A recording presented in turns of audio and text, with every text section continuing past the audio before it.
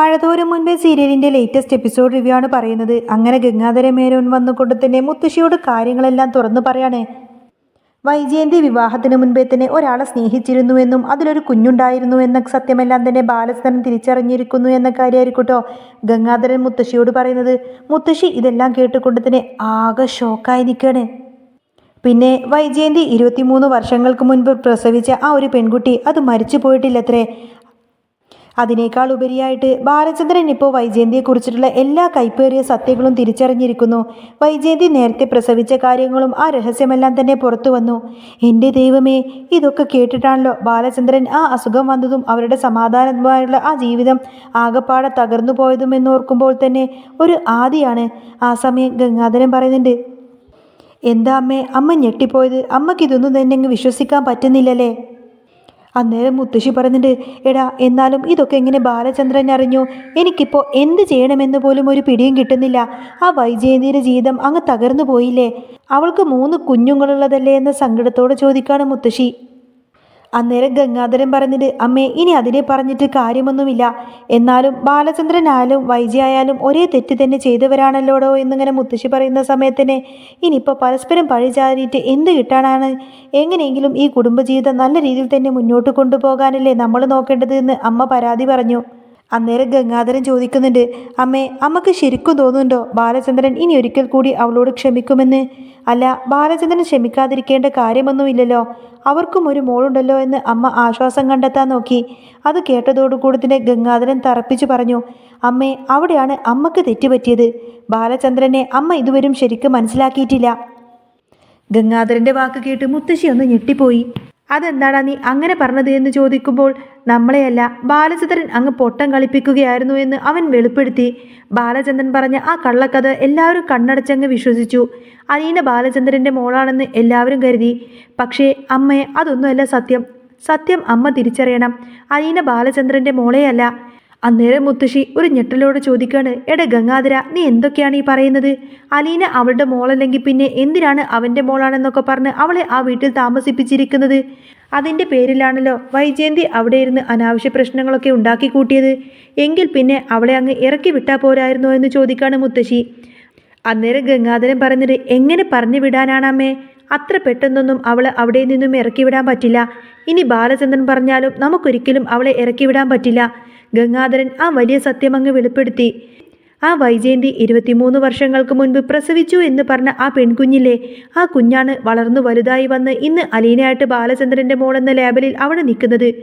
ഇത് കേട്ടതോടുകൂടി തന്നെ മുത്തശ്ശി ആകെ അന്തം വിട്ട് നിൽക്കുകയാണ്. അതേസമയം മറുഭാഗത്ത് ആ കുഞ്ഞിൻ്റെ കാര്യം ചോദിച്ചുകൊണ്ട് തന്നെ വരാൻ നിങ്ങൾ ആരാണ് എന്നൊക്കെ ചോദിച്ചുകൊണ്ട് തന്നെ ആൽബി മാമച്ചനോടും രേവതിക്കുട്ടിയോടും ആകെ ചൂടാവാണ്. ഇനിയിപ്പോൾ കുഞ്ഞിനെ പറ്റി അറിഞ്ഞിട്ട് എന്തിനാണ്? നിങ്ങൾ അതിനെ കൊണ്ടുപോയി വളർത്താനാണോ എന്നൊക്കെ ചോദിച്ചുകൊണ്ട് തന്നെ അയാൾ ബഹളം വെച്ചു. എന്ത് പറയണമെന്നറിയാതെ രണ്ടാളും ആകെ പതറിപ്പോയി. കാരണം ആൽബിയുടെ ആ ദേഷ്യം അവർക്ക് അത്രത്തോളം അറിയാമായിരുന്നു. ആൽബിയുടെ ജീവിതം തകർന്നു പോയി. പക്ഷേ ഷെറിൻ ഇപ്പോൾ സ്വന്തം കുഞ്ഞിനെ നഷ്ടപ്പെട്ട വേദനയിൽ ഒരു ഭ്രാന്തിയെപ്പോലെ അലയുകയാണ്. ആ കുഞ്ഞിനെ തേടിയാണ് അവർ വന്നതെങ്കിലും ആൽബിക്ക് അവരുടെ ഉദ്ദേശം അറിയണമായിരുന്നു. ഒടുവിൽ ഗത്യന്തരമില്ലാതെ സത്യമെല്ലാം തന്നെ തുറന്നു പറയേണ്ടി വരികയാണ്. ആ കുഞ്ഞ് തൻ്റെ മകൻ്റേതാണെന്നും ഷെറിൻ പ്രസവിച്ചതാണെന്നും ഒക്കെ അവർ വെളിപ്പെടുത്തിയിരുന്നു. ഇത് കേട്ടതും ആൽബി വല്ലാതെ ഞെട്ടിപ്പോയി മാമച്ചനെ നോക്കുന്നുണ്ട്. ഇത്രയൊന്നും അയാൾ പ്രതീക്ഷിച്ചിട്ടുണ്ടായിരുന്നില്ല. പക്ഷേ ഇനി ആ കുഞ്ഞിനെക്കുറിച്ചുള്ള വിവരങ്ങൾ അയാൾ അവർക്ക് കൈമാറുമോ? ഏത് അനാഥാലയത്തിലാണ് ആ കുഞ്ഞിനെ ഏൽപ്പിച്ചത് എന്ന് അവൾക്കറിയാമായിരിക്കും. പക്ഷേ ആ കുഞ്ഞ്, ഷെറിൻ്റെ ആ കുഞ്ഞ് നമ്മുടെ ചിന്നുമോളാണെന്ന്, രേവതിക്കുട്ടിയുടെയും അലീനയുടെയും കൂടെ താമസിച്ചിരുന്ന ആ ഒരു ചിന്നുമോളാണെന്നാട്ടോ നമ്മൾ പിന്നീട് അറിയാൻ പോകുന്നത്. ആൽബിയുടെ വെളിപ്പെടുത്തൽ കേട്ട് ശരിക്കും തകർന്നു പോയത് മാമച്ചനും രേവതിക്കുട്ടിയുമാണ്. തൻ്റെ മകൻ്റെ ചോര തന്നെയാണോ ആ തെരുവിൽ എവിടെയോ അനാഥയായി വളരുന്നത് എന്നോർത്തപ്പോൾ മാമച്ചൻ്റെ ഉള്ളൊന്ന് പിടഞ്ഞു.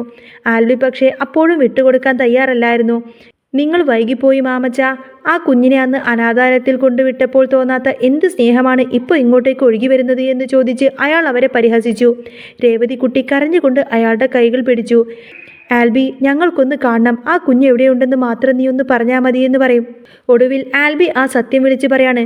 വർഷങ്ങൾക്ക് മുൻപ് നഗരത്തിലെ ഒരു പഴയ മിഷൻ ഹോസ്പിറ്റലിൻ്റെ അടുത്തുള്ള അനാഥാലയത്തിലാണ് ആ കുഞ്ഞിനെ ഏൽപ്പിച്ചതെന്നും അന്ന് അവിടെയുണ്ടായിരുന്ന ഒരു സിസ്റ്റർക്ക് ആ കുഞ്ഞിനെ വലിയ കാര്യമായിരുന്നുവെന്നും അവർ ആ കുഞ്ഞിനെ ചിന്നു എന്ന് പേരിട്ടുവെന്നും ഇതെല്ലാം തന്നെ പറയാണ്. ഇത് കേട്ടതോടുകൂടി തന്നെ മാമച്ചൻ്റെ മനസ്സിലേക്ക് മിന്നൽ പോലെ ഒരു രൂപം തെളിഞ്ഞു. നമ്മുടെ ബാലചന്ദ്രൻ്റെ വീട്ടിൽ കളിച്ചു വളർന്ന അലീനയുടെ ജീവൻ്റെ ജീവനായ ആ ചിന്നുമോൾ തന്നെയായിരുന്നു അത്. ആ സംശയം മാമച്ചനെ വല്ലാതെ ഒലിച്ചു കളഞ്ഞു. അതേസമയം ബാലചന്ദ്രൻ്റെ വീട്ടിൽ മറ്റൊരു കൊടുങ്കാറ്റ് വീശുന്നുണ്ടായിരുന്നു. വൈജയന്തി തൻ്റെ കള്ളത്തരങ്ങൾ ഓരോന്നോരോന്നായി പിടിക്കപ്പെട്ടതിൻ്റെ ജാള്യതയിലും ദേഷ്യത്തിലുമാണ്. അലീന തൻ്റെ മകളാണെന്ന് അറിഞ്ഞ നിമിഷം മുതൽ അവൾക്ക് അലീനയോടുള്ള ശത്രുത ഇരട്ടിച്ചു. പക്ഷേ ബാലചന്ദ്രൻ ഇപ്പോൾ പഴയ ബാലചന്ദ്രനല്ല. അയാൾ ശാന്തനായി അലീനയെ അരികിലേക്ക് വിളിപ്പിച്ചു. മോളെ, നിന്റെ അച്ഛൻ ഞാനല്ലായിരിക്കും, പക്ഷേ ഈ വീട്ടിലെ നിന്റെ സ്ഥാനം ആർക്കും തട്ടിയെടുക്കാൻ കഴിയില്ല. വൈജയന്തി ചെയ്ത പാപങ്ങൾക്ക് നീ എന്തിനാണ് ശിക്ഷ അനുഭവിക്കുന്നത്? ബാലചന്ദ്രൻ്റെ ഈ വാക്കുകൾ കേട്ട് വൈജയന്തി അക്ഷരാർത്ഥത്തിൽ ഞെട്ടിപ്പോയി. ഇതിനിടയിലേക്കാണ് മാമച്ചനും രേവതിക്കുട്ടിയും ആ അനാഥാലയത്തിൽ എത്തുന്നത്. അവിടെയുള്ള പഴയ റെക്കോർഡുകൾ പരിശോധിച്ചപ്പോൾ അവർക്കൊരു കാര്യം വ്യക്തമായി. ചിന്നുമോളെ അവിടെ കൊണ്ടുപോയാക്കിയത് മറ്റാരുമല്ല, അത് ഷെറിൻ്റെ ബന്ധുക്കൾ തന്നെയായിരുന്നു. എന്നാൽ താൻ ഇത്രകാലം സ്നേഹിച്ചു വളർത്തിയ തൻ്റെ കൈകളിൽ തന്നെ വളർന്ന ചിന്നുമോളാണ് ഷെറിൻ്റെ മകളെന്ന് അറിഞ്ഞതോടുകൂടി തന്നെ രേവതിക്കുട്ടിക്ക് കണ്ണുനീർ പൊഴിക്കാനേ സമയമുണ്ടായിരുന്നുള്ളൂ. ചിന്നുക്കുട്ടിയാണ് മാമച്ചൻ്റെ കൊച്ചുമോള് എന്നറിയുന്നതോടുകൂടി തന്നെ എല്ലാവരും കണ്ണു നിറഞ്ഞു പോകുന്ന രംഗങ്ങളൊക്കെ ഉണ്ടോ ഇനി കാണാൻ പോകുന്നത്.